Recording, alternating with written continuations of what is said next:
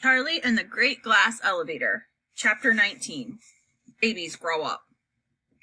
Bring on the Vita-Wonk, said Mr. Wonka. We'll soon fix these two babies. And Oompa Loompa ran forward with a small bottle and a couple of silver teaspoons. Wait just 1 minute, snapped Grandma Georgina.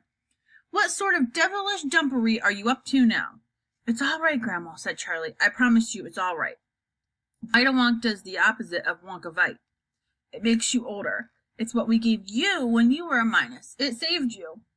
You gave me too much, snapped the old woman. We had to, Grandma. And now you want to do the same to Grandpa George? Of course we don't, said Charlie. I wound up 350 years old, she went on. What's to stop you making another mistake and giving him 50 times more than you gave me?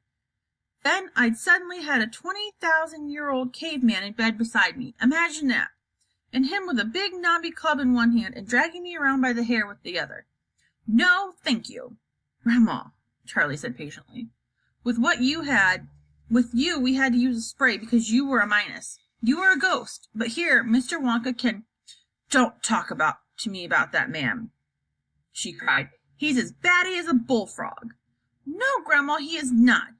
And here he can measure it out exactly right, drop by drop, and feed it into their mouths. That's true, isn't it, Mr. Wonka? Charlie, said Mr. Wonka, I can see that the factory is going to be in good hands when I retire. You learn very fast. I am so pleased I chose you, my dear boy, so very pleased. Now then, what's the verdict? Do we leave them as babies, or do we grow them up with Vita-Wonk? You go ahead, Mr. Wonka, said Grandpa Joe. I'd like you to grow up my Josie, so she'll be the same age as before, 80 years old. Thank you, sir, said Mr. Wonka. I appreciate the confidence you place in me. But what about this other one, Grandpa George? Oh, all right then, said Grandma Georgina. But if he ends up a caveman, I do not want him in this bed any more. That's settled then, said Mr. Wonka. Come along, Charlie. We'll do them both together. You hold one spoon and I'll hold the other. I shall measure out 4 drops and 4 drops only into each spoon. We'll wake them up and pop it into their mouths. Which one shall I do, Mr. Wonka? You do Grandma Josephine, the tiny one. I'll do Grandpa George, the 1-year-old. Here's your spoon. Charlie took the spoon and held it out. Mr. Wonka opened up the bottle and dripped 4 drops of oily black liquid into Charlie's spoon. Then he did the same to his own. He handed the bottle back to the Oompa Loompa. Shouldn't someone hold the babies while you give it, said Grandpa Joe. I'll hold Josephine. Are you mad, said Mr. Wonka. Don't you realize that Vita-Wonk acts instantly? It's not 1 year a second like Wonka-Vite. Vita-Wonk is as quick as lightning. The moment the medicine is swallowed, ping, it all happens. Getting bigger and bigger and growing older and older, and everything else happens in 1 second.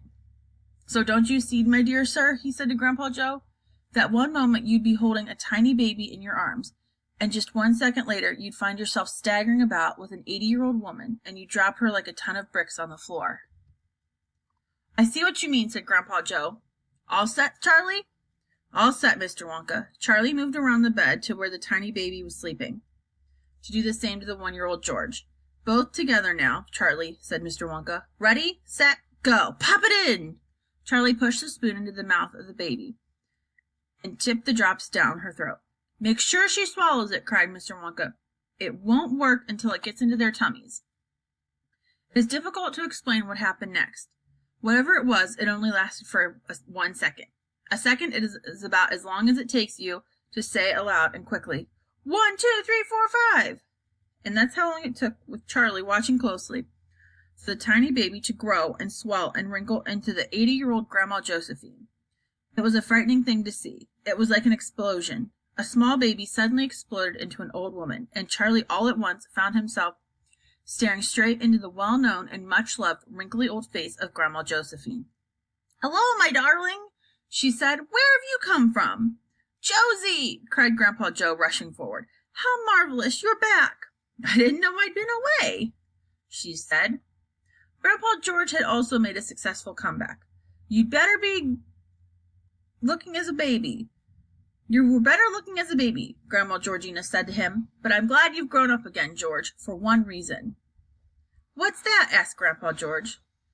You won't wet the bed any more.